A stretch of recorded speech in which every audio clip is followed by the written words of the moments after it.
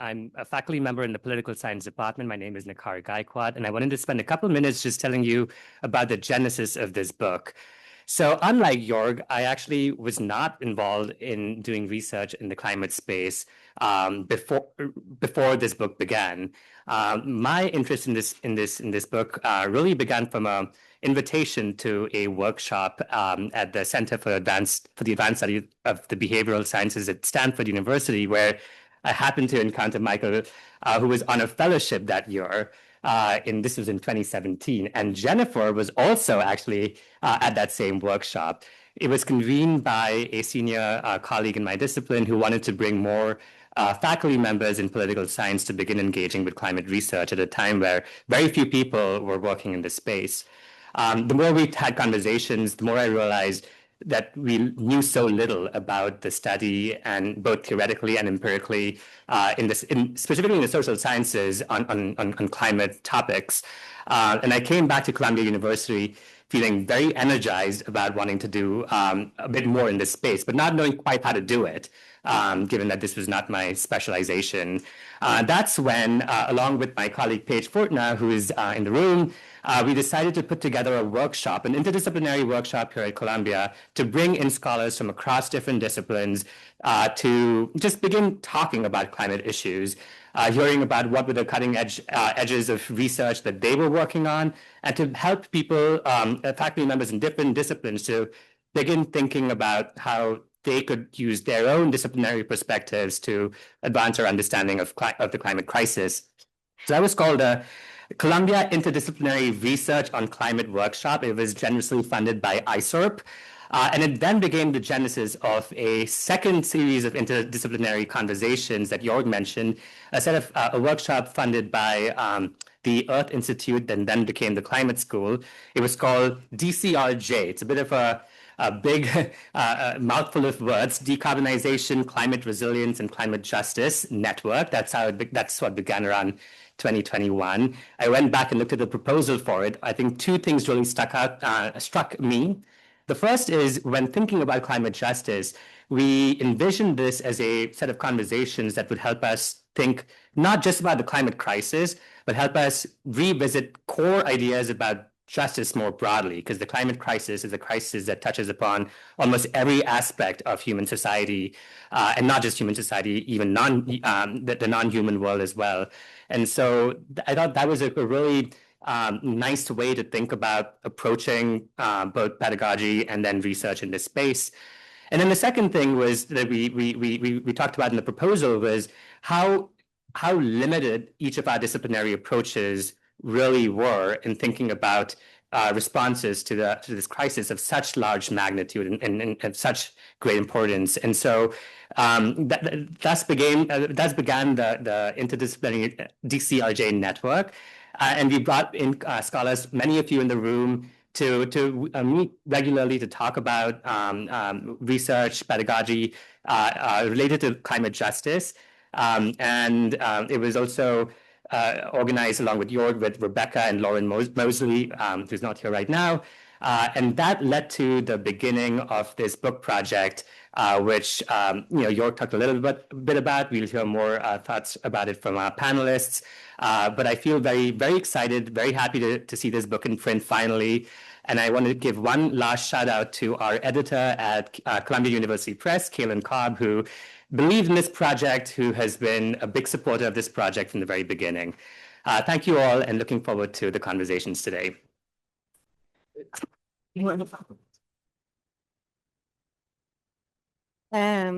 Also for me, I'm so glad to be here and to see you all here. So my name is Rebecca Marwege, and I'm also one of the editors of the book. And I'm now an assistant professor at the American University of Paris. But I previously did my PhD here and was part of the editing team of the book. And it's also nice to be back in this room, because in this room 2.5 years ago, we had the first conversations around the actual book. And if we could manage to write a book together, and as we were doing the workshop around it, and each discipline was saying what they think about climate justice is, we got to a point where we actually thought, oh, it doesn't really make sense to write anything together because we all have totally different views on it. Until we got to the realization that that in itself is actually a very interesting point of departure, because we do have all these different perspectives and different angles on climate justice, and we need to reflect that in some way. So that is what the book really tries to do by showcasing these different perspectives on the climate crisis by these different disciplines, but also going into different topics. So such as, what are the colonial underpinnings of the climate crisis? What are the historical features or the historical dimensions of it? But also, if you want to act on the climate crisis, how can we think about unforeseen consequences? Should we think of it through the dimension of climate mitigation or climate adaptation? What are the different levels of analysis that we should apply? Should we think about it from the perspective of the individual, the community, the state, or even the international sphere or the planetary sphere? And in that context also, what are some of the different cosmological approaches that we can take? So how do communities outside of the Western scientific framework, for example, express and describe the climate crisis?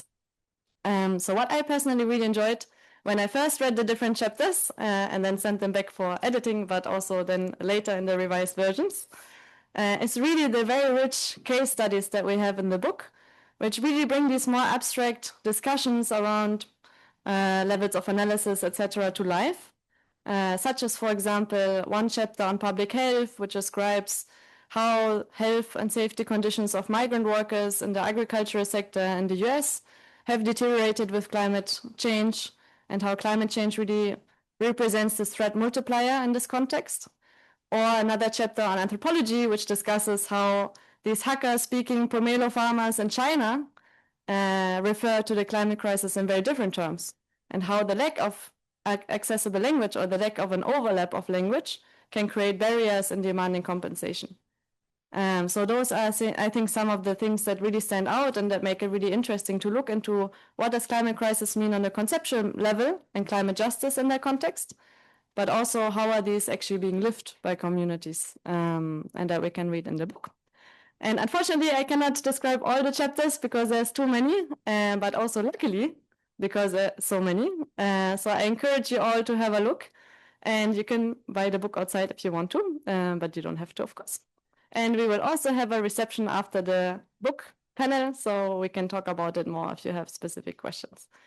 But now we're very happy to have our distinguished panelists here. So I'm very excited to have Michael Brownstein here, who is the professor and chair of philosophy at the John Jay College and professor of philosophy at the Graduate Center of CUNY. And his research focuses on the intersection of science, ethics, and social change. And Michael has been part of the network since the very beginning, so I'm happy to have you back. And next we have Emily Cooperdock, who is the assistant professor in the Department of Earth, Environmental, and Planetary Sciences at Brown University. And her research focuses on the role that exhumation and fluid rock interactions have on tectonic and geochemical processes. And she's also interested in efforts to make the discipline more inclusive. And we have been very lucky to include one of her graphs in our chapters. So also very excited to have you here. And then we have Karen Agro, who is the founder and executive director of the Center for Earth Ethics and teaching professor of practice and earth ethics at the Union Theological Seminary. And will also teach a class at the climate school next fall on climate justice and climate ethics. So also very fitting. And I'm very excited to have you. And then last but not least, we have Jennifer Haddon, who is associate professor of political science and international and public affairs at Brown University. And Jennifer conducts research on the politics of climate change with a focus on NGOs and social movements, and also has been part of our research network or extended network for a long time. So also very excited. So without further ado, Karena, would you like to start and go alphabetically? Great. So thank you very much. Yes, thank you so much. I want to thank Rebecca and Nikar and Jorg very much for inviting me to be a part of this event. And it is absolutely wonderful to be in a room with people who I respect in a community that I am delighted and honored to be a part of. I think that this is an excellent and very important book at this particular time, when, of course, we about the climate crisis know more than we have ever known. and have more in the way of technology and other means to act than we have ever had. And yet we're heading in the wrong direction. Emissions are going up, and as we can see with any glance at the news or at some of our most prominent political leaders, that the public discourse is paltry and confused. And so I really believe the intelligence of our species is on trial. It seems as if we very well may destroy our own habitat, even knowing all of this, even having all of these alternatives. If that is not to be the case, it will be a different kind of intelligence that rises to the top. It will be holistic. It will have not just information, but wisdom. And so what is the role of the academy in a time like this? Of course, the question, given the stakes, which is the suffering and death of millions of people, the decimation of whole ecosystems, the habitability, not just for our own species, but for all of the others. Given the stakes, we really ought to be asking the questions, how can universities give everything they can in order to help humanity stave off the worst of this climate crisis?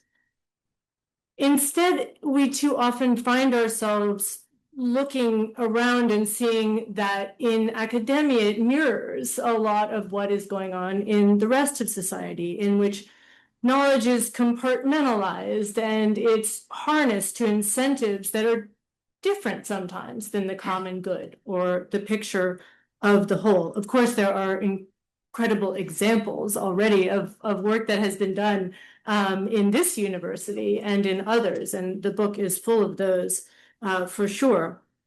But we know that there is a problem. As someone who has been a practitioner, I'm a teaching professor of practice. I didn't even really intend to be an academic.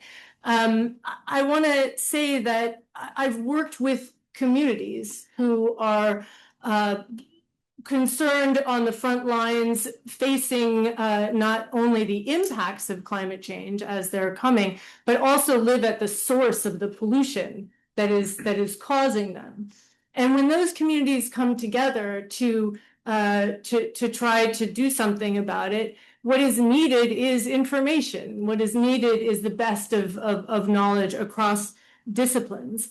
And so it is so important that we have this effort within the interdisciplinary work to give a more complete picture, to give those resources to the people. I also work at the Center for Earth Ethics is based at Union Theological Seminary. So one of the things that we do is that we work with faith leaders and spiritual leaders who are very much already there in terms of an understanding that, okay, this crisis is about more than data and science and technology, as important as they are.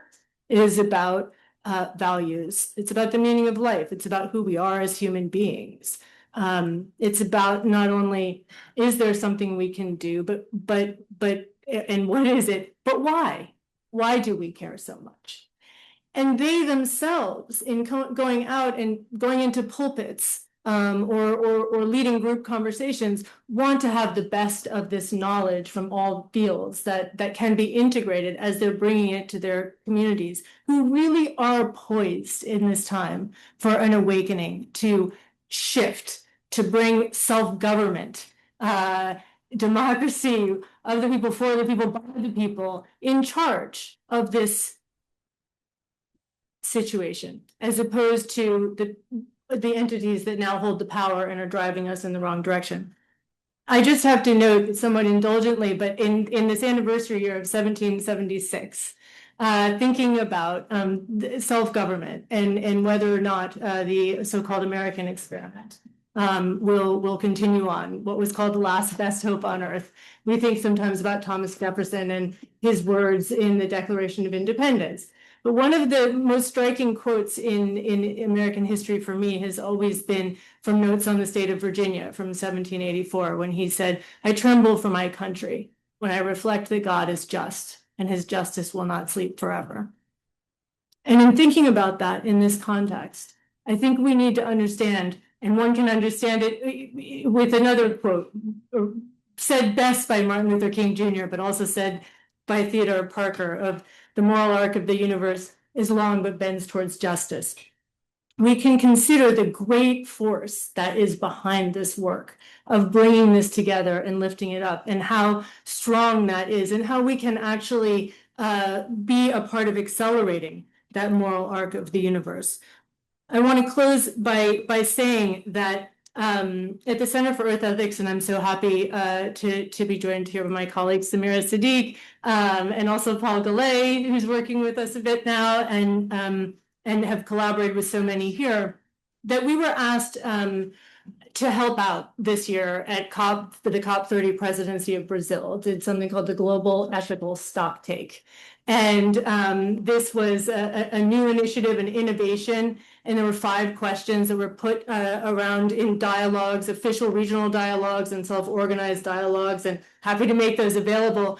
But as the COP presidency said, they really all boil down to one underlying question, which is, if we know what we need to do to stave off the climate crisis, why are we not doing it? And so this has to do with all of the disciplines, all of the methods of scholarship that are represented in this room in this great university. Of course, one answer to that question is this book wasn't out yet. Now it's out. So more importantly, the spirit that it represents is on the rise. And so now is the time to start. I really recommend that we not only read this and study it and teach from it, but that we ask folks to buy it across wide sectors of the public, because now is the time to really ignite that conversation and shift the trajectory that we're on in a good way. So thanks so much for allowing me to be a part of it. So I'm looking forward to hearing from my fellow panelists.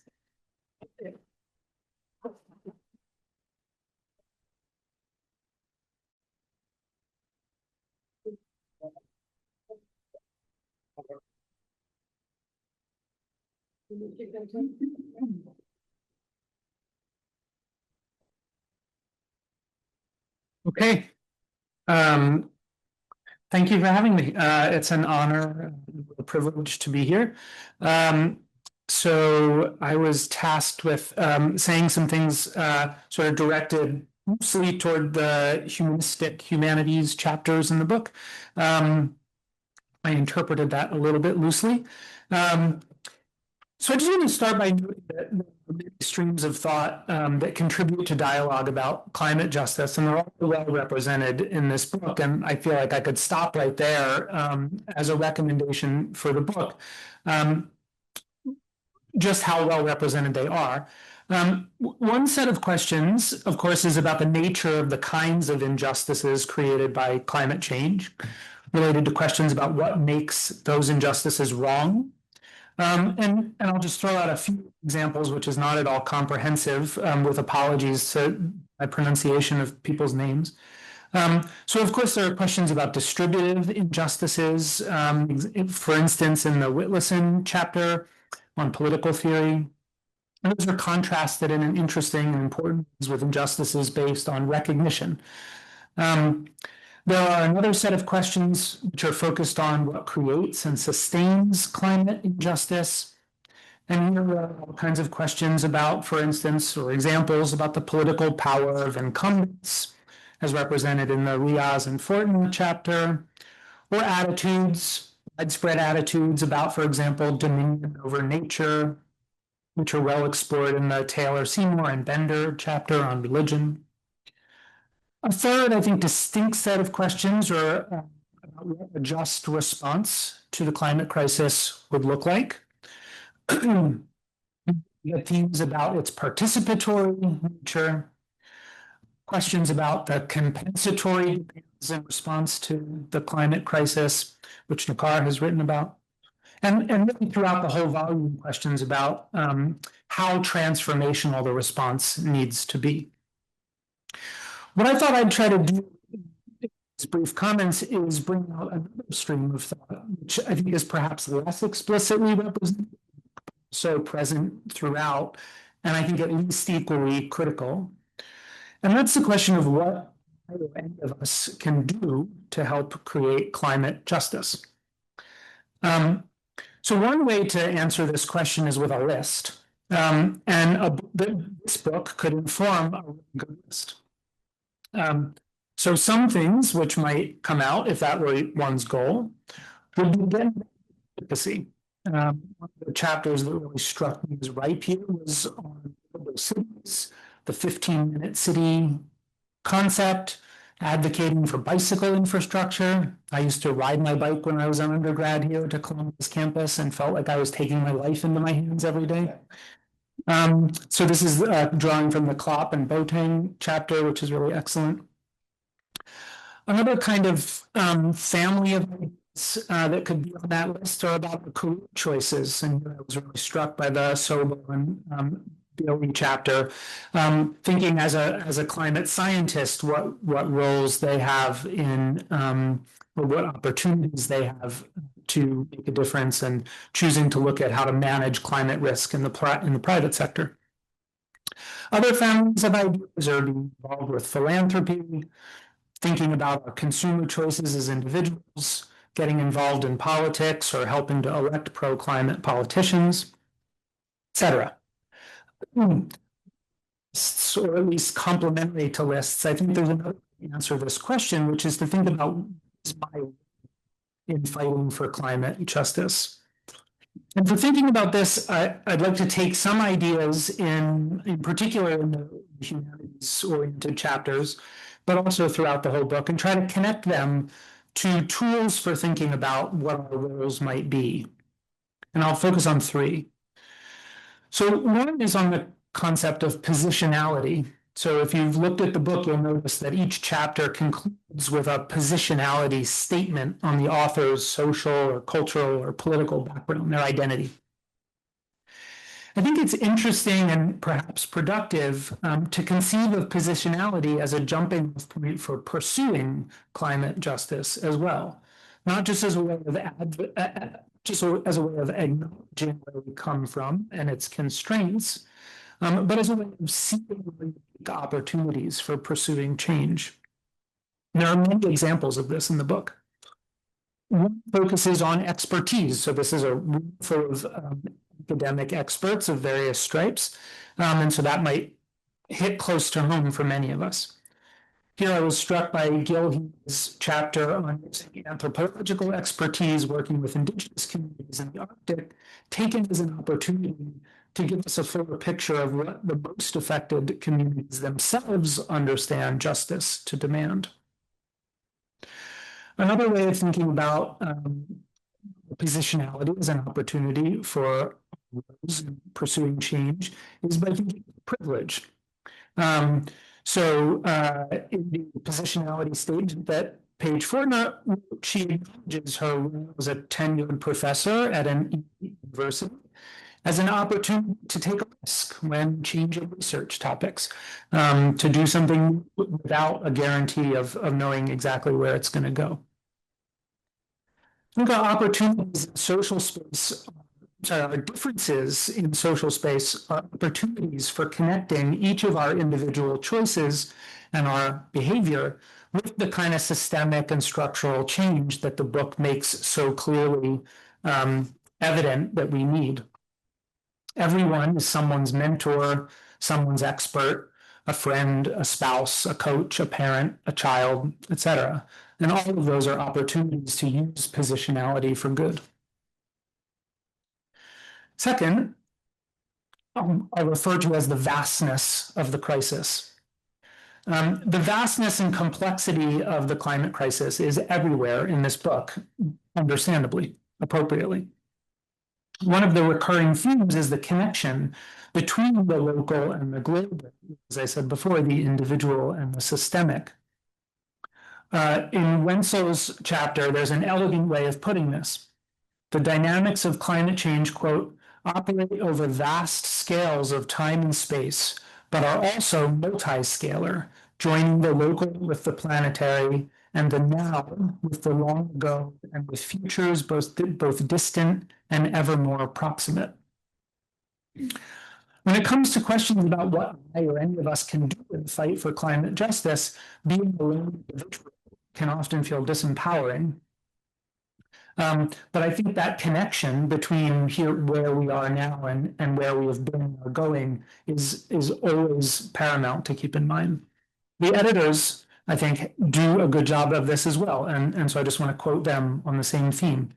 They write, one of the key insights that we learned in the process of editing this book is that researching climate justice related themes requires us to be aware to the structural background conditions that cause injustices, but also recognize our agency and ability to change these. In Wenzel's chapter, I see two responses to this, both of which are dear to my own work. So stressing points of looking for opportunities for activism that connect the local to the global, such as her description of the Ijaw youth movement in the Niger Delta, which linked local struggles for self-determination to the destructive global effects of burning fossil fuels. Another is the importance of cultivating imagination as a way of keeping sight of, and here I'm quoting her again, possible futures that might offer more just and alternatives to business as usual. Got it. Status quo bias is a pervasive barrier to change, and imagination is at least part of the antidote. The last concept I'll mention is the idea of critical pluralism, which I take to sort of be the animating spirit of the volume. That's a term I'm getting from the editors. So they define critical pluralism as, quote, the need for the acknowledgement of difference, as well as an participatory and intersubjective process of communication that allows us to achieve a common understanding across these differences. The spirit is used here for understanding climate justice. I think it's equally crucial in finding words to play for pursuing climate justice, for exercising our agency with others, which, like the editors say about critical pluralism in pursuit of understanding climate justice, isn't easy. So just in the last second here, I'll mention some coalitional skills that I think we probably need, all of which come up in various places in the book. So one is learning to appreciate complexity, not being defeated by small differences, a willingness to do the work. Somebody has to make the coffee, and seeing uncertainty as an opportunity. It seems like the only predictable constant in the history of the fight over climate change is the physics. The rest, from the cost of renewables to the success of political movements, has defied most predictions, which I take to mean that it's up to us what those trajectories will be. Thanks.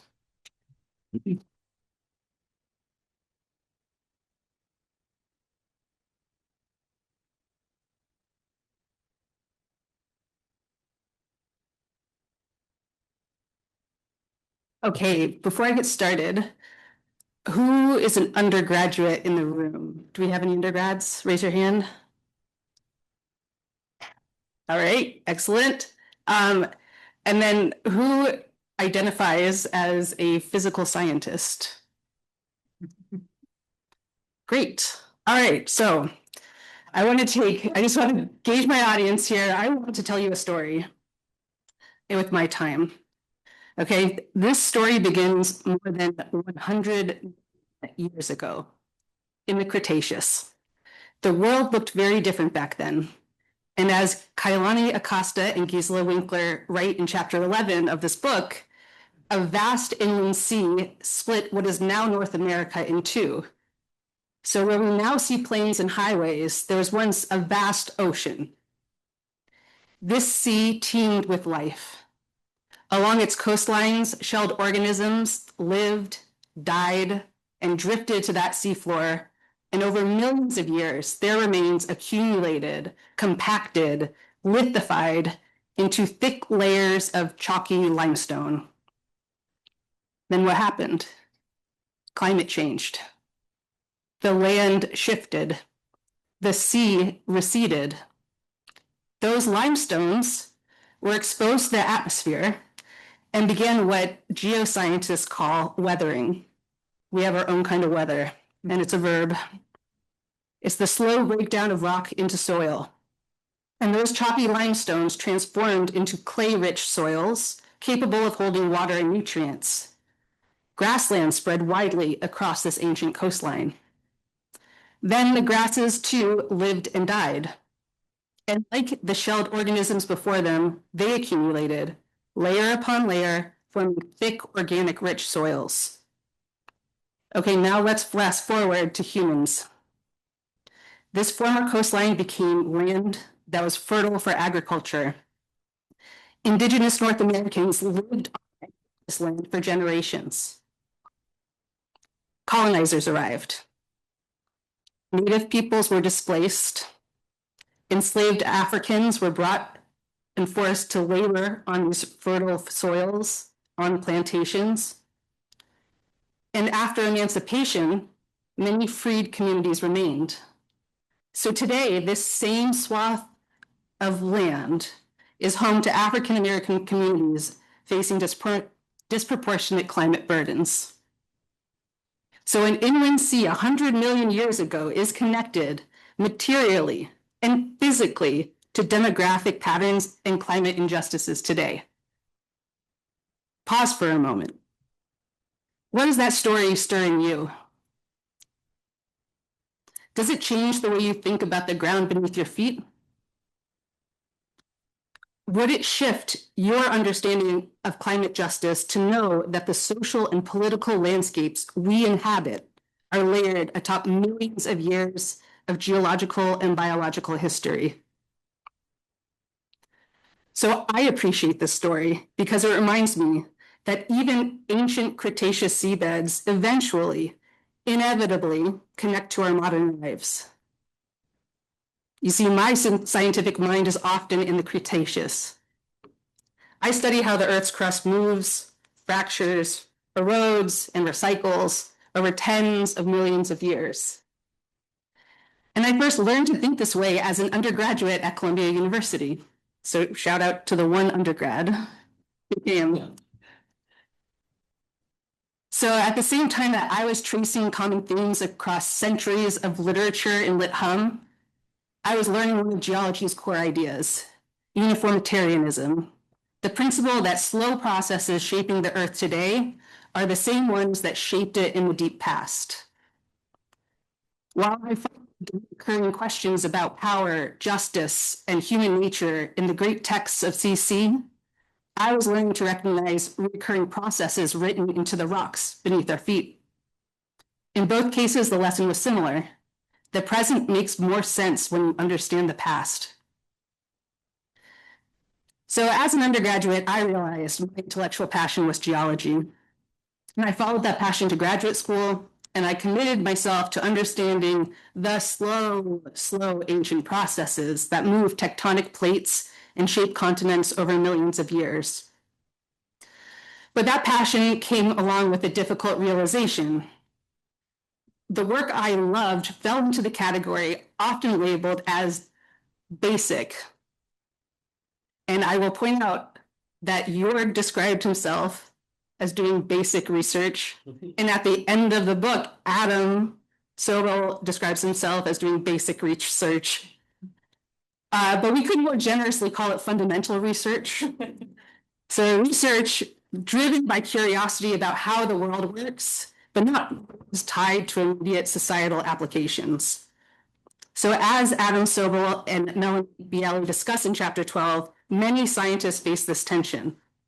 Not just those of us who think on deep geologic time, even those studying modern climate and meteorology wrestle with this. So how do we pursue our curiosity about the Earth while also making a meaningful difference in the world? So I felt that tension deeply. And then I had an epiphany.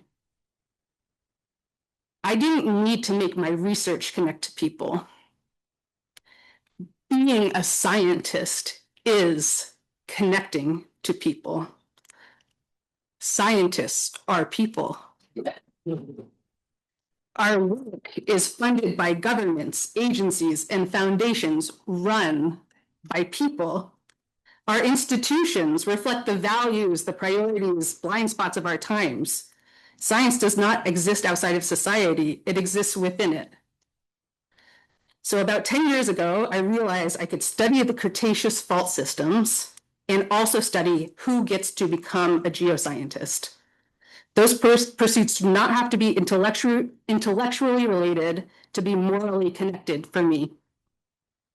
I can investigate the faults that helped open the Atlantic Ocean, and I can analyze the self-reported demographics of US citizens and permanent residents earning PhDs in Earth, Ocean, and Atmospheric Sciences over the past 40 years. Once I realized that, it was frankly liberating. So in graduate school, one of my closest friends was Dr. Rachel Bernard. One of the things we bonded over was a simple observation. Every time we stepped up the academic ladder from kindergarten to our PhDs, our community became less diverse, less racially diverse, less economically diverse, less representative of the society that we live in. And Rachel introduced me to the survey of the earned doctorates. How many people have a PhD in this room? A lot of us. So this was the last piece of homework we all had, at the end of our PhD. And it has an exceptionally high response rate. And the data are self-reported. The categories are set by the US government, so they're limited and they're imperfect, but the survey has been running since the 1970s, creating one of the most comprehensive data sets we have for understanding who earns doctoral degrees in our fields. And the headline is stark. Geosciences, the broad umbrella term that we are using for Earth, ocean, and atmospheric sciences, have been and remain overwhelmingly white. So as I close, I want to tell you one more story. And this one isn't in the book, but I learned it here as an undergrad at Columbia. So right now, we're sitting on a ledge on the Upper West Side. If you look west, right, the land drops towards the Hudson River. If you look north, it slopes down towards 125th Street. If you look east, it descends steeply through Morningside Park into Harlem. Have you ever wondered why there's a big hill here? This story begins more than 300 million years ago, during an ancient mountain building event that transformed sediments into the strong Manhattan schist beneath our feet and the softer Inwood marble beneath Harlem. Later, a fault cut through the crust near 125th Street, weakening those rocks. And then about 20,000 years ago, glaciers advanced and retreated across this land, carving out the Hudson River, a fjord shaped by ice, and the resistant Manhattan schist stood firm and the softer Inwood marble was worn down. So geology shaped the landscape. The landscape shaped development. The development has shaped lives. Now think about the differences between Harlem and Morningside Heights. Income levels, public services, cultural recognition, environmental hazards, exposure to flooding, air quality. Even here, even on this hill, social and economic inequalities are entangled with hundreds of millions of years of Earth's history. So I want to end with a few questions for us to ponder. Is it a problem that the vast majority of Earth, atmospheric, and ocean scientists in the United States are white? What happens when the experts interpreting our planet come from a narrow slice of society with narrow cultural backgrounds, narrow experiences? How does that shape the questions we ask, the risks we prioritize, the communities we listen to, and the solutions we imagine? And ultimately, how does it affect our ability to translate what is urgent and useful about our science to those in positions of power and to the communities most vulnerable to the climate crisis? Because climate justice is not just about carbon. It's also about who studies the earth, who speaks for it, and who gets heard. Thank you.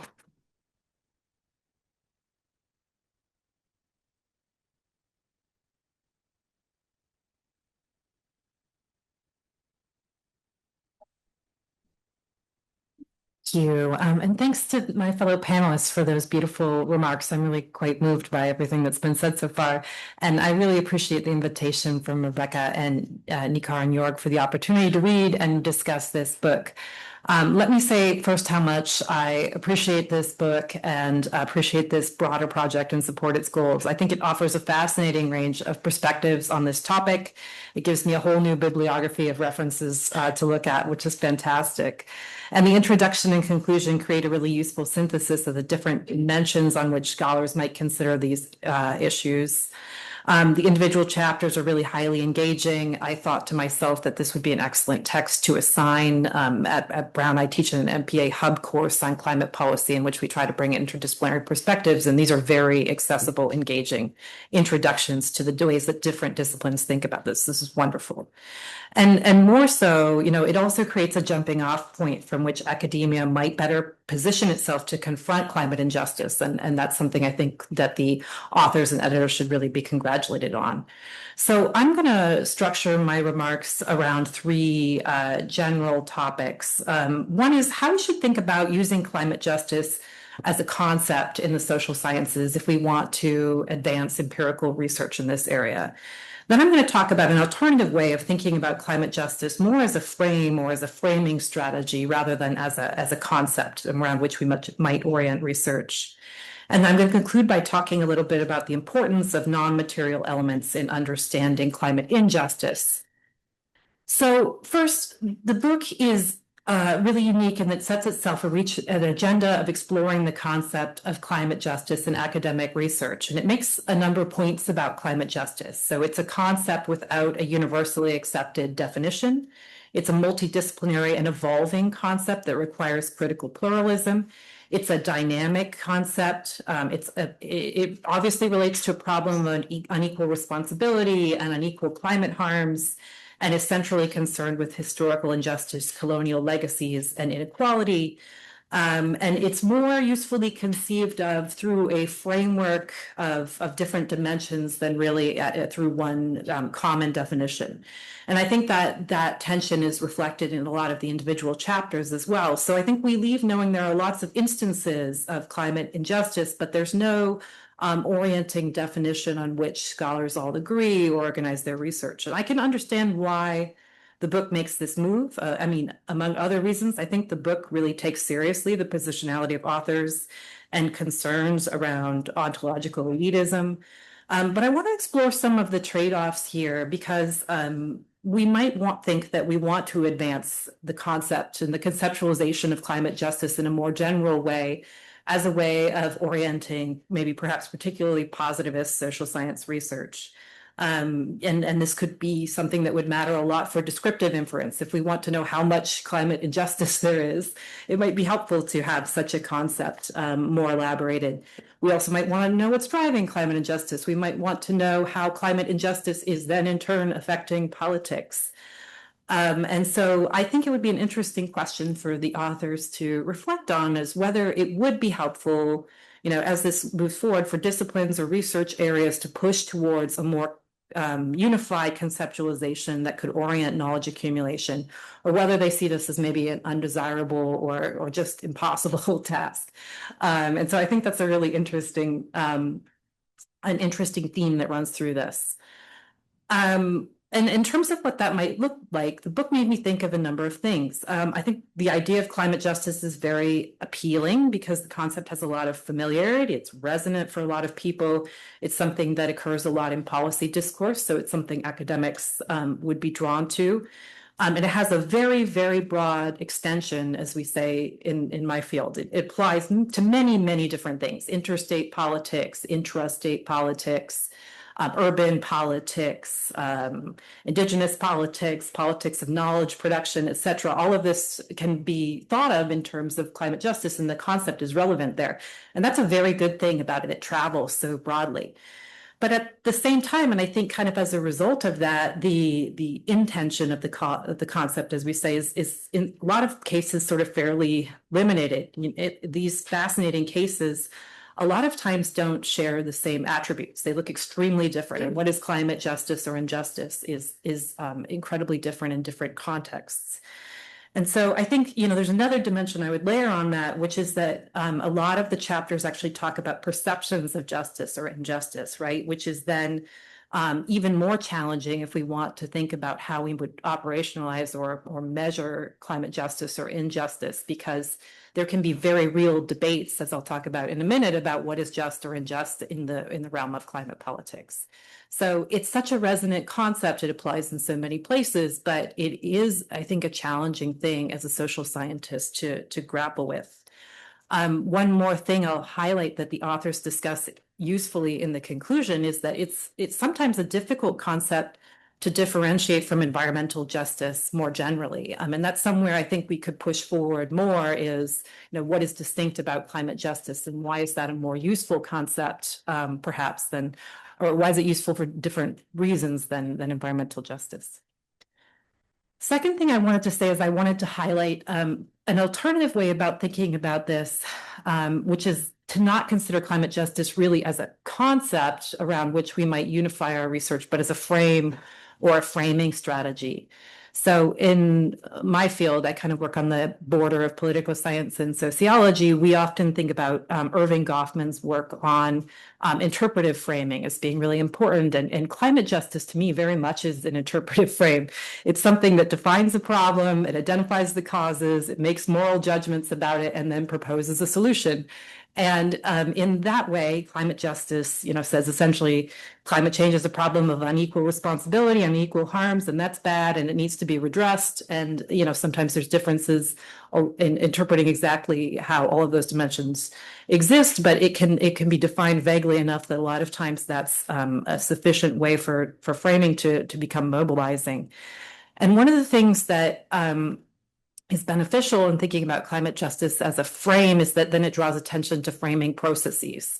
And that raises a whole other set of questions around, well, not only, is politics just or unjust, but when do actors choose to frame climate politics in terms of justice or in terms of something else? And what are the consequences of doing so? And to me, that's really equally interesting, and it might in fact be the next stage in this research agenda. So in my own research, I've looked at how framing processes can develop to sort of intentionally elide areas of disagreement or divergence, like I think we see a lot in the volume. So framing climate change as a matter of justice as opposed to a matter of environmental integrity really allowed the climate movement to grow enormously, which is something I documented in my first book. And the people who joined the climate movement once it was framed as climate justice didn't necessarily agree on their diagnosis of what was causing climate injustices. For example, there's a big split about how anti-capitalist the climate movement needs to be in order to properly advance climate justice. But they found that frame to be sort of pleasingly ambiguous. It was specific enough to bring everyone together, but vague enough not to divide them apart. And as one said, it's sort of an umbrella under which many things can fall. And that's how I've always thought about climate justice in my own work and in the politics that I study. I think it's also useful in that it can create a broader connection to sort of constructivist literature, as it's called in international relations, on emerging climate norms, which some authors have written about, particularly as concerns anti-fossil fuel activism, and is also relevant, I think, particularly to international politics in the realm of loss and damage, most particularly. So I think there's a really interesting next step of the research agenda that could look in that direction as well. The final point I want to make quickly is that I think it's important to consider non-material interests in driving climate injustice. And this comes up in various points in all of the chapters. And And I am not making this point to disagree with the crucial material dimensions of climate injustice, but rather to make sure that this doesn't get lost in the discussion. So distributional politics and climate injustice and climate obstruction from sociology, these are hugely important as factors. But I think that there's a lot more going on. And recently I've been working with a group of scholars on a project about why civil society actors resist climate policy. And a lot of their motivations are actually non-material. It's not that they're obstructionists or that they are materially adversely affected. And I think this is complicated because it suggests that policies that might try to correct climate injustices on one dimension by perhaps decreasing greenhouse gas emissions might still fail to appear as just along another dimension. And so I think that this itself, the concept, is highly contested. We often see that those opposing climate policies in their associated protests frame their claims in terms of climate justice, which might seem rather counterintuitive. So in South Korea, there was a huge coalition of environmental NGOs, labor leaders, farmers, people from fishing industries that hold protests under the banner of climate justice. And their main critiques are that the climate policy advanced by the state is too top down, that local people are not adequately consulted, right? So it's kind of a procedural justice dimension to it. In Oregon and Washington state, indigenous peoples often impose wind farms while using climate justice frames, which is really about the lack of recognition of justice.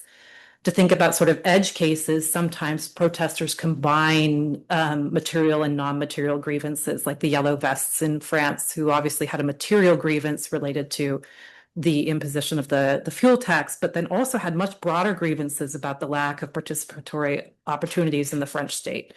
So I think that it's complicated, right? And when we try to advance climate justice on one dimension, sometimes there may be trade-offs in other dimensions, and this is coming up more and more. And it seems to me after reading this volume that the non-material drivers of climate injustice are deserving of a lot of attention, and they seem to be emerging as very significant barriers. So I will stop there. Thank you.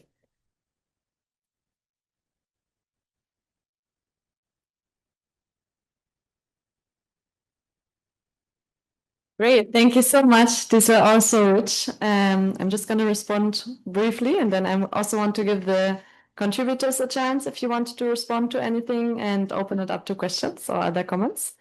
So I think these are so great and rich comments, and in hearing them, it also reminded me a little bit of the process of actually putting together the book.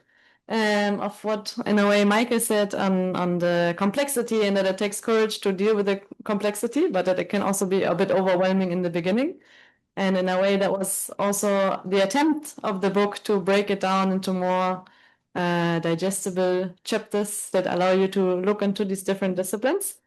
But in the process, what I found very surprising, or what I didn't expect, especially by talking about climate justice, which I hadn't really thought so much about, is exactly the epistemological questions of how is knowledge produced and what injustices occur in the way that knowledge is produced. And what does it mean, one, from the expertise side, but also what does it mean from the side of the community engagement side. So I thought that was really interesting for me as a political theorist to engage with the natural sciences and see that they're thinking about these questions similarly, but from a different perspective. But also thinking about in a way, the humanities and the question of, again, religion and values, as Karina also had mentioned. So I just thought that they resonated in a way with the process of how this book also came about. So thank you so much. Do you want to add something? Or? Later on. Yeah. Okay, great. So then we can open it up to other comments or questions that you might have in the audience.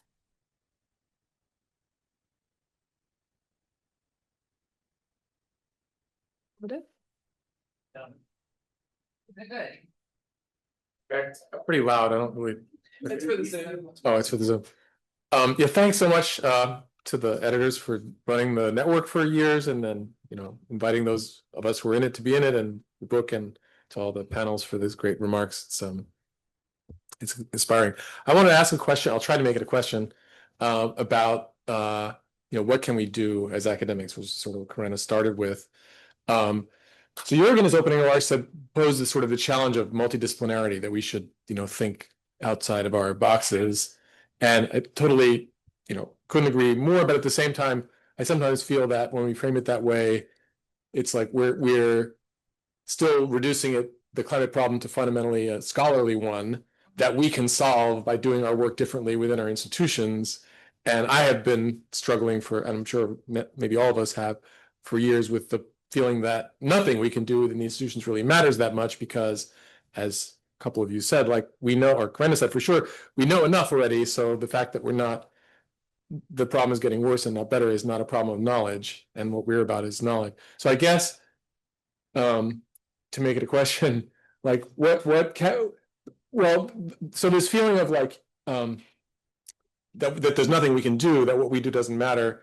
The one tiny silver lining of the last 12 months, which has been so awful in so many ways here in Columbia University and academia in the United States, the one thing I thought I had that made me feel a little bit better about this, which was, if this administration is trying so hard to kill us, we must be doing something right. I mean, there must be something about what we're doing here that, and on this problem specifically, as well as others, that it must matter in the world somehow, or it wouldn't be getting us in so much trouble. But I guess, to make it a question, like, has this process of doing this book, this is a question for, I guess, the editors first, but maybe for everybody else too, has anything changed in your view, either as a consequence of this book or the last year in the United States, about your answer to the question of what are we doing here? What can we do better about this problem? As academics, not as individuals. Oh, sorry. Okay, thank you, Evan, because you asked for editor response. I totally agree. This kind of have the same feeling. One of the four perspectives is that what climate science does, or what academia does, is kind of dangerous, because otherwise there wouldn't be such a extreme focus on destroying it right now. Has this changed? I mean, I'm sure you know that too, that effect. Yes, it has changed a lot from what I should not call basic science anymore. It's fundamental science, of course. The perspective and this feeling kind of being detached. I am probably, well, you too. We're kind of both working on science problems that have a very fundamental issue, but are directly connected to societal impact. And it is working with having the control, working with a team. You don't are the expert when it comes to what we can actually do, but let this happen. In my field, changing ice and changing glaciers is actually really extremely doable. So the kind of the recognition how much you can do with your knowledge, not as the leader, but kind of as a contributor, and sometimes in the second or in the third or in the fourth row, but still as part of a team to help local communities in simple problems like water distribution, whatever, very simple aspects.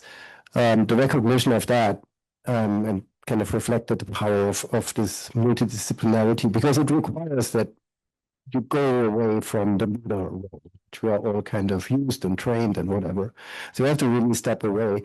But if you do that, it's extremely, I mean, it's nice because you're not constantly under stress like that, but it's also really, really amazing to me how to see how much impact you can have in a relatively short time with these kind of really changing the perspective and changing your role in very broad teams. That would be and we are both blessed in working in fields where this is really directly connected, the fundamental science to impact.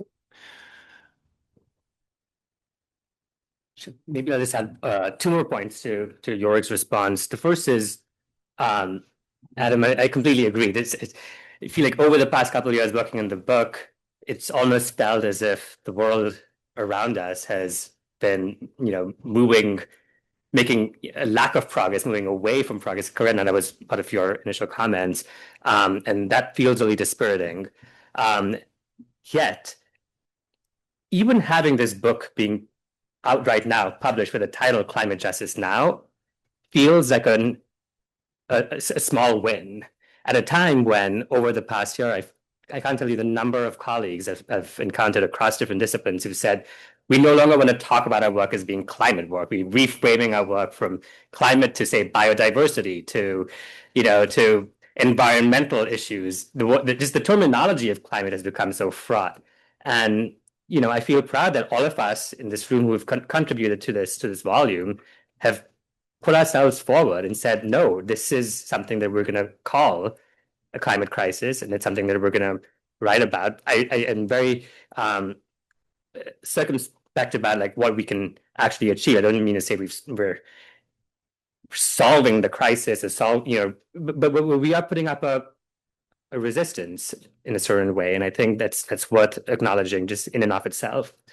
But secondly, I do think moving to the sort of contributions of this multidisciplinary set of conversations is that I think learning about how different disciplines have been grappling with the climate crisis and solutions to the crisis, I think helps each of us in our own work, and ideally practitioners and policymakers in their work, come up with a more holistic understanding of both the crisis and solutions. So just to give a very specific example, I do a lot of work on climate-related policymaking in developing countries, where oftentimes policymakers they say that, well, this is, we never caused this crisis. Why should we have to do anything to try and solve this crisis?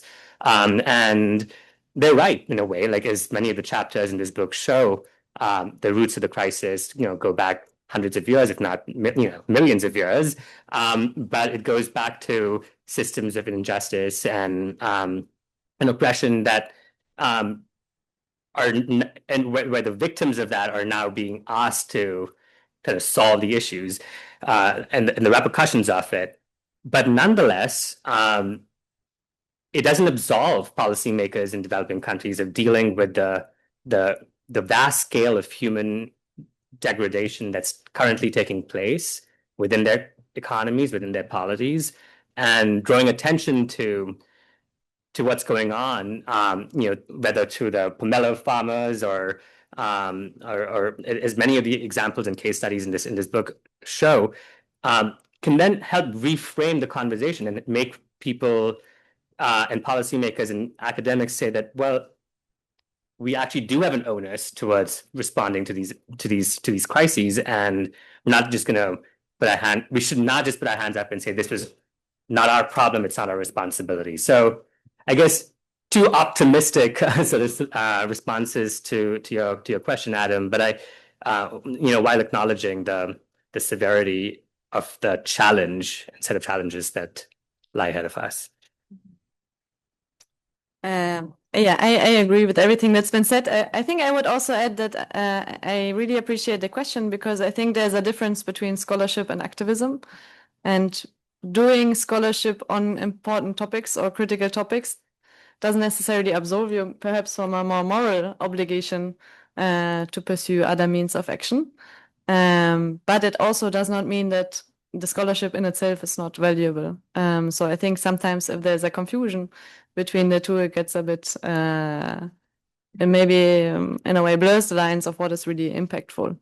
But yeah, so I think in itself it's important, but it's not enough. But what I also thought in what I also appreciated in putting the volume together is also the different ways that we see of scholarship being done, and the different ways that scholarship engages less or more with communities, and also serves communities more or less because it's more foundational or less foundational or more applied. So I don't know, Paul, if you would actually want to say something about your research and your chapter in the book without putting you on the spot, or putting you on the spot.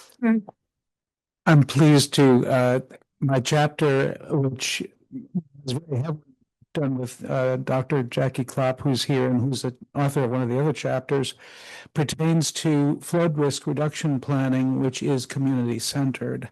And one of the things I think of when I hear discussions of scholarship and activism is that there are times when it's appropriate that those two are different sides of the same coin and they interact and reshape one another.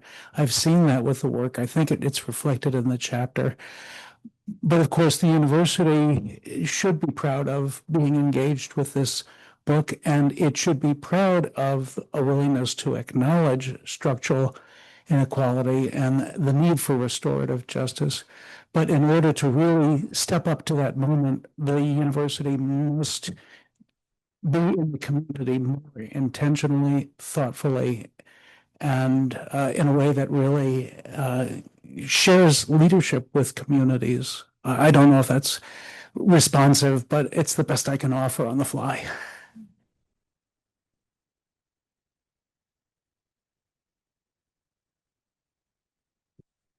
Good afternoon, everyone. I'm Jose Garcia. I'm the American Who Cares, and I'm the ambassador. And if anyone's interested, I would encourage you to come to Open Data Weekend conference, and this is an important topic. Getting to the question, between climate and justice, sometimes they're seen as similar, sometimes they're seen as differently. I think part of the challenge of what unites us is that at different times we'll prioritize the climate side, prioritize the justice side. But how do we reconcile those differences to really come together?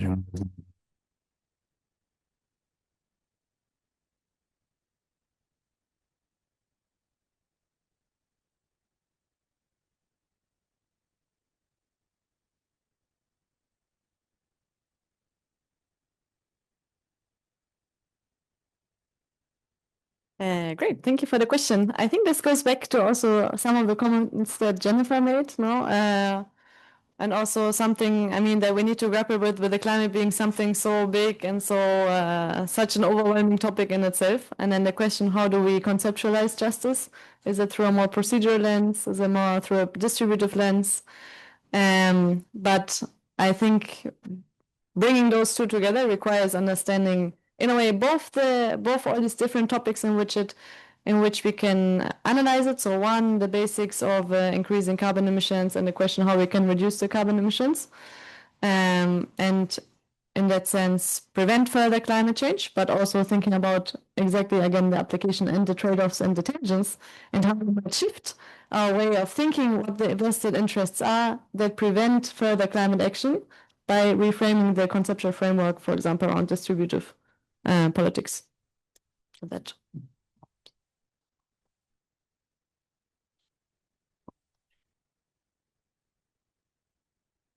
I'm sorry, I might be asking a really naive question.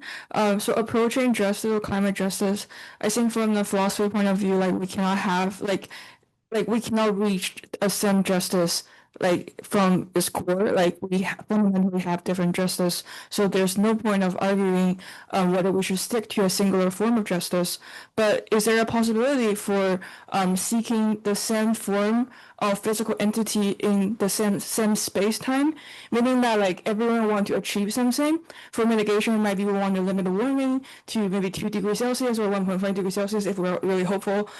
So that might be a physical entity that we can chase for, even we're from a different form of justice, but we have the same goal. So like we can maybe quantify and lay out the list of things coming from different form of justice, but we're agreeing on the same thing in the physical world.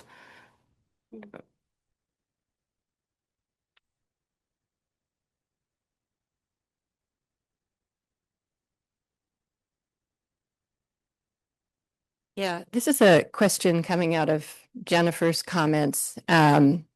Is it really that hard to measure injustice?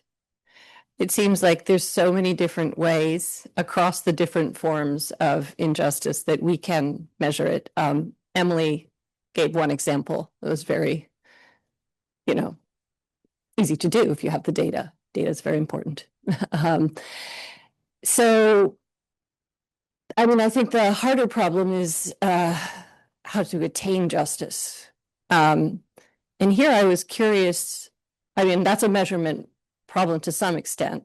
And here it's interesting that I talk about this because I tend not to be a positivistic political scientist. I have been trained as one, and I firmly believe that not everything that matters can be measured, and everything that can be measured matters. But I do feel that's one of the strengths of the academy, that we can get a grip on that. And the part that's really hard, and I haven't heard anyone talk about, is the attribution part of it. And I know people are trying very hard, to be able to say, well, some have more responsibility than others, and some of that may even be measurable. And that's actually important for law and legal cases and advocacy. So I'm curious if you could just talk a little bit more, Jennifer, about like this idea of measurement. And also this, I'd love for the panel to talk more about a little bit this politics of attribution, because I feel maybe we didn't talk about that as much as we might. And also thank you again for this wonderful book.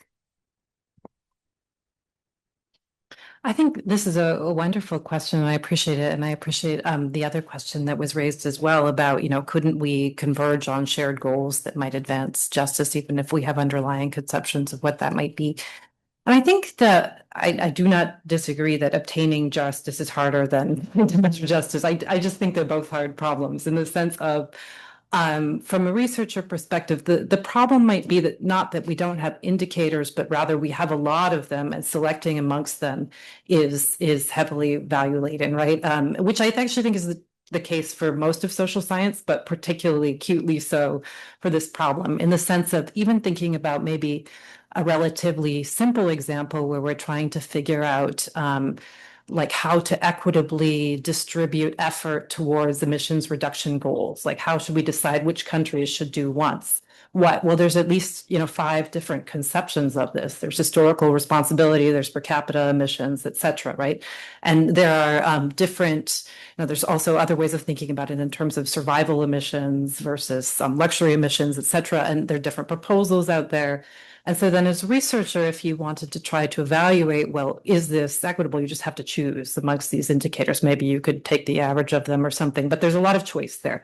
That's only in a relatively simple realm, right? Which is that we've got a defined set of actors and a shared goal already. But I think the point just being that I think that process becomes slippery very, very quickly. And so to me, that's one of the problems of moving towards sort of an accumulation of knowledge about this, is just all of the different ways we could think about that. And maybe that's an example that helps to illustrate, on the question about 1.5, I think the 1.5 and the 2-degree target are, especially the 1.5 degree target, clearly the result of a political process that was oriented around demands for climate justice. And now we're in a much more difficult situation as it appears as though the 1.5 degree target will be breached, and we'll be in a world that is forever defined by climate injustice. So what does that mean?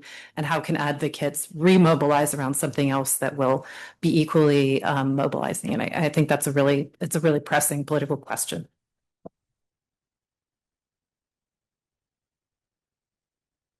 The attribution thing, since Jack brought up there's just briefly I don't know if people know it, there's a conference on attribution being run by people at the law school and a broader committee which I'm on. It's the second one. The first one was a couple years ago, June 10th and 11th. So the if you want to submit an abstract, the deadline just passed, but I think you can still go to it, or maybe you can squeeze one in if you want to. So anyway, it'll be here somewhere on campus, probably law school. Page to address things you raised. Yeah, legal questions. people are trying to measure, right? And that's super interesting. Just a quick follow-up to Jackie, your question, and Jennifer, your response. We're in a world, I agree with Jennifer, where we have a lot of data, and a lot of the data is, well established. It's not in some areas where there's debate, but on things such as emissions, we know the lay of the land.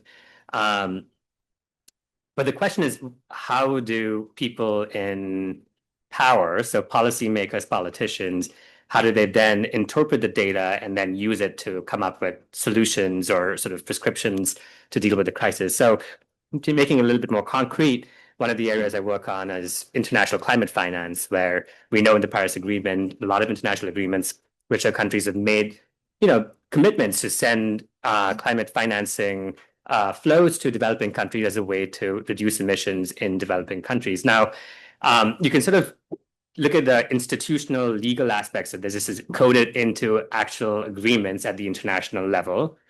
But then you can also sort of look at, are these agreements being implemented or not? And that comes down to once again to domestic politics and the ability of politicians at, within countries and then very much at disaggregated levels within states, within cities, to actually implement some of these commitments. And there's a big gap between what you might agree to theoretically and then what you actually are willing to do on the ground. And I think that's one big aspect and one of the big problems in sort of moving from measurement to attribution to then implementation.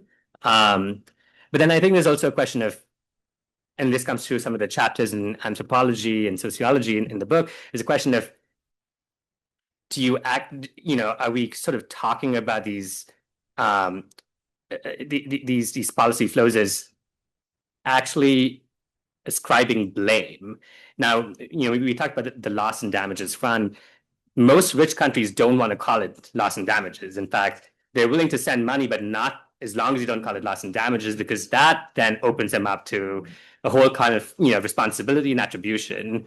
So then there's a question about, is this all about semantics? Are we just, and so this is just an example of saying like how we actually do need perspectives from so many different disciplines to deal with what can seem like a pretty discipline specific problem. And it comes down to then also, how do you, as Jennifer mentioned, which measurement do you then privilege in coming up with a solution that everyone agrees to, right? Like, do you go back to historical emissions? By that sort of framework, it's very clear what loss and damages should look like.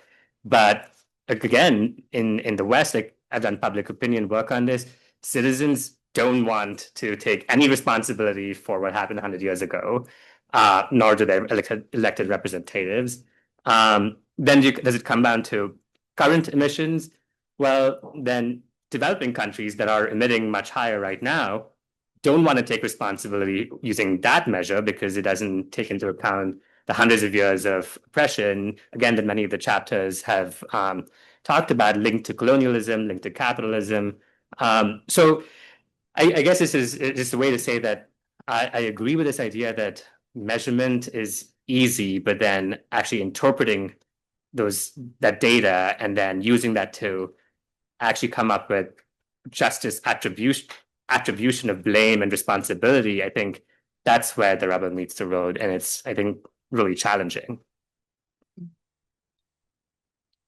Lots of comments. Okay, so good. Thank you. Thanks so much for putting this panel together and all that the editors did to make this book happen. I feel a little bit like something I had a tiny bit of part of way back in the, I don't know how many years ago it was that Nikar, that you and I started that informal group, and to see it turn into this through your guys' hard work is really very gratifying. So Jackie's comments and Nikar, your comments are making me think about something that's, I don't have this very well formed in my head, but thinking about the issue of attribution. When Jackie was speaking, I was thinking how often we use the term attribution and not the term blame. And then Nikar, you use the term blame, which I think is that's interesting in itself. There's a sort of politeness to the term attribution. But it also made me think about perhaps attention, and I'm curious how other folks on the panel and in the room think about this.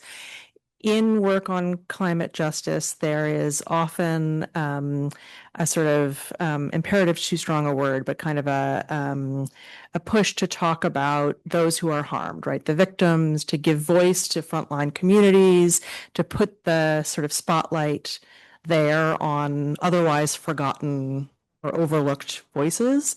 But in doing that, we're kind of shifting the attention away from those who are to blame. And so I'm sort of struck by how little we talked in this volume or amongst ourselves about the executives of, fossil fuel companies or the countries that are blocking progress, or, there really is sort of and did we do that because it was uncomfortable and we're polite, or is it, I don't know. And yet I do think there is an imperative to give voice to those who haven't had voice. So anyway, that's a tension, and I would love to hear people's thoughts on it.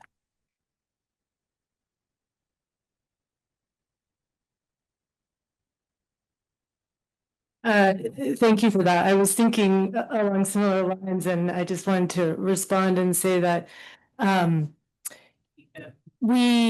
I do think that there's a tendency in universities and the academy and the culture of conversation, also in the news and among journalists and intelligentsia, to be sort of enamored with the complexity of this in a way that actually is a real disservice to how the options are actually before us to do something meaningful that will save people's lives and livelihoods and future generations' ability to have a habitable earth and so on. So, yes, most of what is causing the climate crisis is perfectly legal and socially encouraged. There's a raw incentive to say that it's too complicated to act on. But it feels to me as if it's considered to name the fossil fuel industry, and people have lots of yes, but, and yet this is not just a product that people buy that powers 80% of the global economy. It is a massive force that is putting out misinformation and lobbying. Just a few years ago, the American Petroleum Institute launched this lavishly funded campaign, Lights on Energy, and the CEO told CNN straight up it's to dismantle policy threats to our industry. What are policy threats to the industry? It's climate action. It's how we get to climate justice. So I just think that, so who has pointed this out in academia? A historian of science, Naomi Oreskes in Merchants of Doubt, right? We had also the journalism school did an expose that talked about the knowledge that was in Exxon, and Doug Almond and others at CEPA about the influence of fossil fuel money at this in academia. Ever to have to trust the knowledge that comes out of here. So I just wanted to add to the previous insight and question that I think that one thing that we can do that this represents, one of the things that I was trying to say with the lifting the quote about that really chilling quote from Thomas Jefferson about that I tremble for my country, God, it's like God is just, his justice will not sleep forever, is that just because you don't count something doesn't mean it doesn't exist, right? And we in this economy that's being a complete illusion, as is our political discourse, not counting the real costs. Justice is not only about who did what hurt the most, it's also about the truth versus the illusion. And it will come, right? So we know that, scientists know that, and as well as philosophers and ethicists and so on.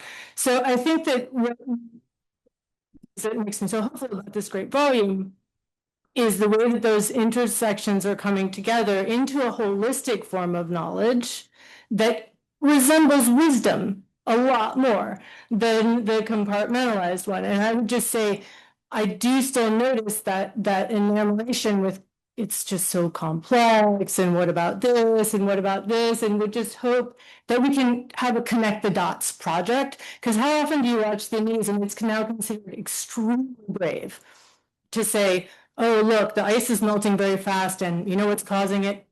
Climate change. That's considered very brave. Nothing about what's causing climate change. Do about it, right? And so stuff in that conversation, it's too hard, unfortunately. You know, that is the answer often. And I think we need to connect the dots in a way that this book does, and make sure that we get it's worth the best of what people in all of these disciplines have to offer, to do that on a consistent basis. So yeah, thanks for hearing my thoughts.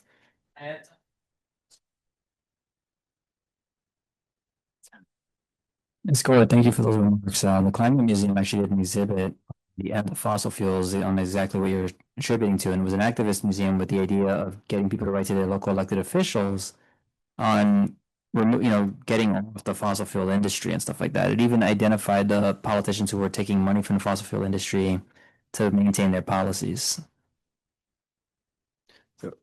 Sorry, I interfere because our one single undergrad has a comment. And actually, I have two. We talked about the undergrads. I had probably no intention of speaking 30 minutes ago, but Adam's comment about multidisciplinarity actually kind of made me think of something, which is that it might be true that experts in different fields have no need to gather more knowledge about the climate crisis before we take action, right? You feel like we know what the problem is and we need to address it. But to me, something that is quite clear we don't know is that the biggest collective action problem with this collective action issue that we deal with is that the collective has no interest in taking action, in my opinion, right? And I think, there's definitely opportunities to convince the current world leaders to create change. Montreal's an example that's always brought up.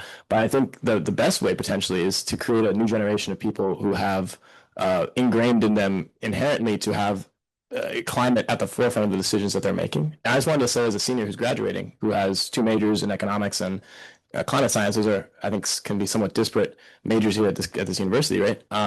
That the ability of multidisciplinarity, or I think the biggest potential benefit of it might not lie with the current academics in terms of, obviously discussions with academics is great, but as an undergraduate who takes classes in the economics department, and I see a lot of my friends are PhD, prospective PhDs, and they love studying thermohaline circulation and foraminifera. And I have no concerns that they'll care about the climate. But I also have probably it's non-zero likelihood that the next CEO of Shell and the next CEO of BP are coming out of this institution or another institution like it, and are in my class and in taking the classes I take as well. And seeing even the slightest movements in, for example, in economics, if we were able to say, look, there's a class, climate finance that everyone should take. It should be taken because it's intrinsic to our understanding of how the financial world should operate. I think that would be so important and so beneficial from a multidisciplinary perspective. I'm a climate social science major, and this major is brand new, and I would not have probably gone into D's if I didn't see, hey, new major, do I want to consider taking it because I'm interested about it. And so I do want to kind of add to Adam's point about maybe there is an opportunity from a multidisciplinarity, not for you guys necessarily, but for us as the ones coming out of college. Yeah. So.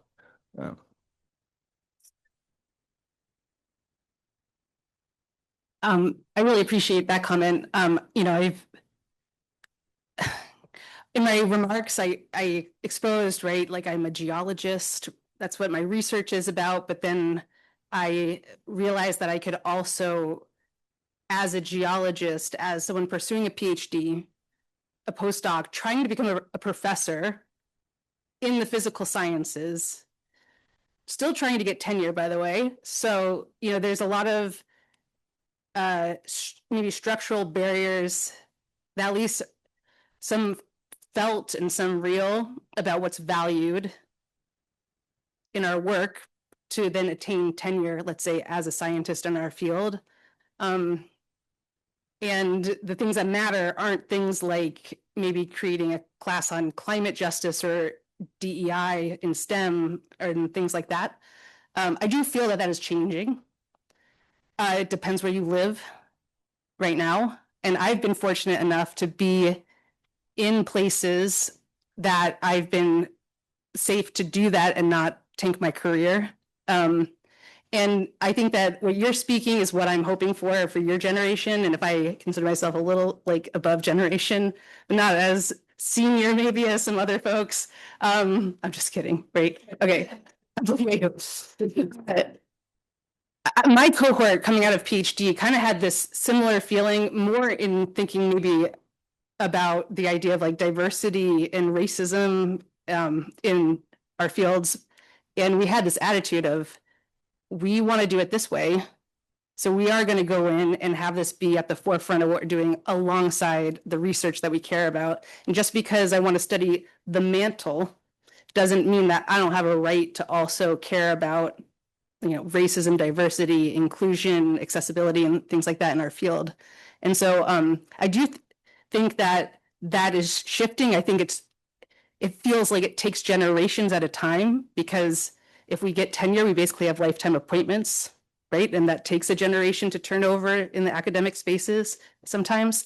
But it's really exciting to see that there has been space to create classes where I've been that go outside of just teaching basic geology concepts. I think I saw that Jorg created a class, or I saw your class listed on the bulletin board in D's about climate justice. And so I think that is an excellent space that we as academics and even the physical scientists can step in and start to expand to show the next generation that we can combine these things and still pursue the sciences, the physical sciences. So thank you all for writing this book and for bringing this panel together. I have one question, which is really about the extent to which climate justice relates to justice more broadly. And to me, it seems that there are sort of two versions, and one version is that we sort of know what climate justice requires, and this kind of goes to Karen's point that maybe it's not that complicated and we know what is needed, and then the question is, why doesn't it happen? Either because of sort of failures in the political system, or because we've inadequately articulated our vision for our climate justice, let's say. And then there might be a different version where there are necessarily competing accounts of climate justice, because perhaps advancing climate justice requires us to say something about whether we think historic injustices need to be addressed, whether we like market mechanisms or not, whether we want to put more of the burden with consumers or with producers. And in that case, if there are always going to be these competing visions, then presumably the question is more about what the best way would be to democratically negotiate those competing visions. So I was just a little bit curious vis-a-vis the panel, where you stand with regard to this question, whether the right approach is to define what climate justice is and then see how it can be advanced, or whether it's rather how to sort of negotiate or navigate the competing visions on climate justice that may always exist. Great, thank you. That's a great question. And I think it goes back to Jennifer's comment as well on whether we think about it as a concept or as a framework. And I think if you think about it as a concept, we can think about it in the sense of climate justice describes actually an injustice of the unequal distribution of harm and the unequal responsibility for those harms. No? So you have an disequilibrium in that sense. But if you consider it as a framework, then we can understand all these other questions that fall under it, of the ontological, cosmological question of how do we even start to speak about it, or the historical question, what is the role of colonialism in it, or then the procedural question of how can we include those communities who are being harmed in having an outcome, or should we think about it in distributive terms of trying to think about who are those who are holding back regulation and trying to store regulation on climate action. So I think it's both an ideal, it's both a concept, as well as opening it up allows us to think through these related questions and conversations. So great question. Thank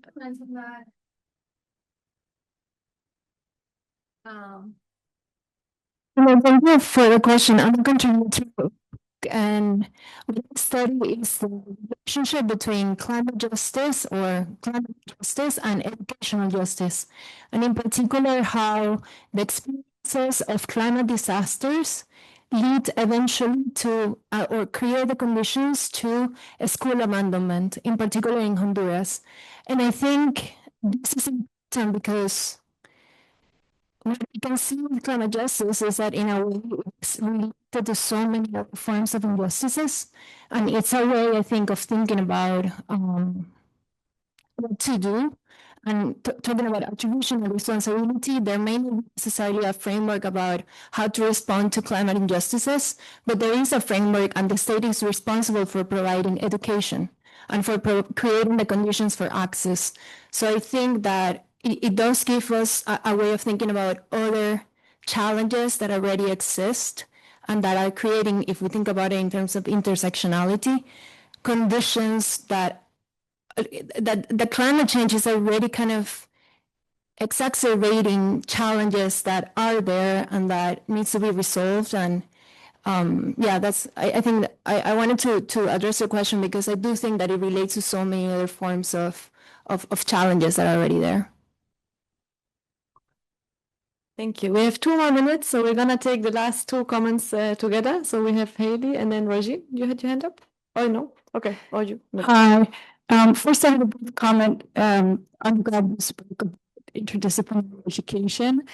I think that's very interesting. That makes me reflect on how education has shifted away from like instilling morality, I think, in students and changed to more adapted over time to just be like about sharing information about what a subject is. And I'm curious about whether our institutions are capable of sort of maybe not exporting to like the religious studies department or you know, the conversations that happen, but instead are part of the education. So that's just something that I think about. I think my question is for Rebecca. I'm curious about what effective conclusions we've drawn about what effective climate political activism looks like versus ineffective political activism. If you could talk about the strength of different strategies or the limitations, I'd love to hear. Thank you.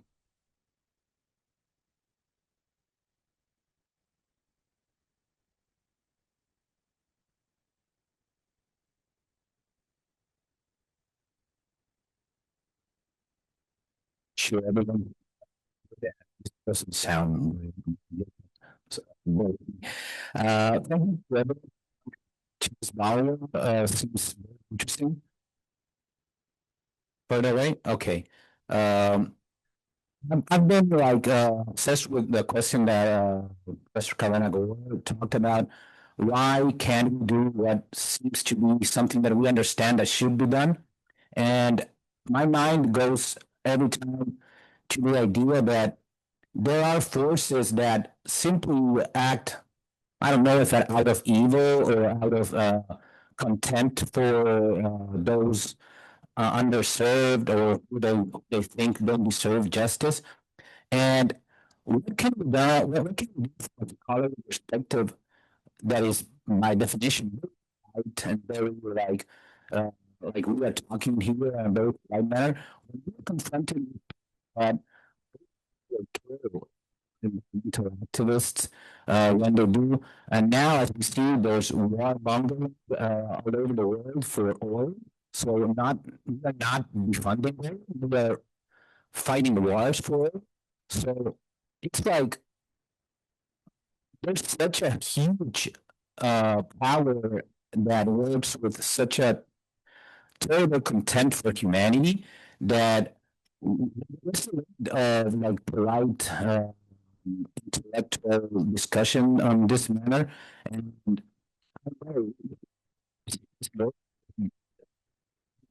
it's evil mongering in the world right now. Like I know probably this is a question that's much bigger than anything that we could decide in this group, but I'm a climate. I have a master's in climate society. It's something that was on everyone's mind when studying like what can be done with when the other side is people who won't be polite and sharing ideas or in discussing this problems that they can openly scare you if you seem to be affecting their bottom line. So that's something that really troubles me, and I wish that from all of this you could, I don't know, find some ways through and leads into and piggybacks on most of the comments that everyone has seen, like effectual ways of activism and so many other comments. So thank you. All right, thank you so much. Karina, do you want to briefly respond to it or? I have plenty to say on that topic, but okay, thank you. Otherwise, we can also move that conversation into the reception, which is following us. But before that, just a brief response. I think effective climate action is also a big topic. Very much depends on the political context that you're operating in. But if you want to mobilize, normally it's easier to mobilize pre-existing networks. So mobilizing the people who are already around you for the cause that you want to mobilize on. And then if you are in a democratic context, mobilizing through your parties or against them. But very brief, so we can talk about it more later too. I also have one brief comment and then an announcement as well. So thank you firstly for this really stimulating discussion and debate. And I certainly don't think we're able to resolve all of these tensions right now, but I wanted to just comment on this process of working on the book and how having this book now out maybe can help me think through some of these issues that we've been talking about. The first is, when I started working on this, I had a pretty narrow conception of what climate justice should be or should be defined, how it should be operationalized, measured, or even responded to. What I really enjoyed in this process of interacting and engaging with so many scholars across disciplines is that it's really expanded my understanding of what I should be thinking about when even coming up with things such as measurements and definitions. For example, we've talked so much about human beings, but as one of the chapters in the book shows, what about how does our conception of justice change when we bring in other species into this cost-benefit calculation? Like, how much do we owe other non-human species on this planet when thinking about climate justice? It's a mind-opening question for me because in political science, you never talk about non-human beings, but why shouldn't we be thinking about that? When we think about, people talk about victims in this conversation, victims of climate change. Yes, we often talk about marginalized communities, people on the front lines of climate change. But what if you incorporate victims to thinking about people who are even responsible for creating the climate crisis, people working in the coal industry, coal workers, coal communities, the kinds of injustices that lead them to be stuck in those kinds of occupations, these intergenerational systems of societal structures that keep people relegated in these communities. What happens when we take away fossil fuels? What happens when we close down coal mines? What justice do we owe coal communities? These are just examples of thinking about ways in which we can expand our understanding of what justice is and how it should be applied to in the climate crisis. I want to just end by responding to Karina, your point. We have so much information, but what do we do about it? I feel like now I have so much more information in this book about how to think about climate change, yet I don't have an answer. This is, Jennifer, your call. Like I wish I could just tell you here's a set of solutions to thinking about this crisis. But I do think that perhaps on the optimistic side of things, this book such as this or conversations such as this will empower us to begin thinking about the crisis and responses to it in ways that we hadn't initially been thinking about it. And having that knowledge will then help us expand the kinds of questions we ask in our research, the ways in which we approach solutions to our research questions and research designs.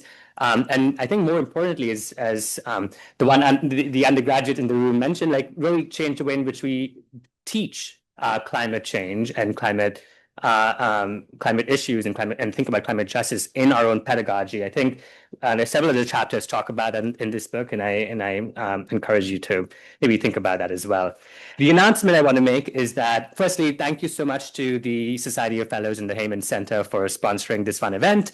But this panel today is just one part of a series of events that the Heyman Center is organizing this semester and hopefully going forward on climate change. The series is entitled Climate Change Conversations, Taking Action Against Shock, Silence, and Stupidity, and aptly named. It aims to re-energize interdisciplinary conversations at Columbia about the climate crisis at a moment when confronting the urgent and ever-growing challenges to global warming seems incredibly difficult. There are two more events this semester. On March 31st is an event called Climate Reimaginaries that looks at the discussion of climate narratives, language, and the imagination as crucial terrains of confronting climate change. In fact, one of the chapters in our book by Sheng Long speaks very nicely to this set of questions.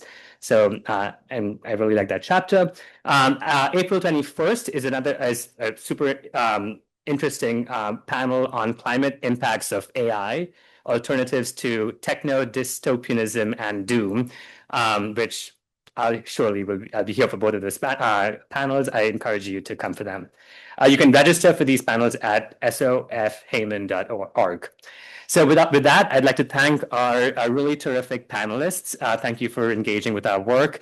Thank you to the audience members for coming and being a part of this conversation. Thank you to our terrific chapter contributors for really helping all of us expand our imaginations on this issue.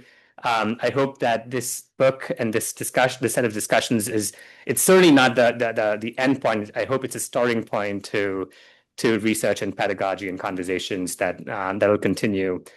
Since even though certain parts of people in power will claim that there is no such thing as a climate crisis, it's not, the crisis isn't going away, and these conversations and our active engagement is needed to deal with this.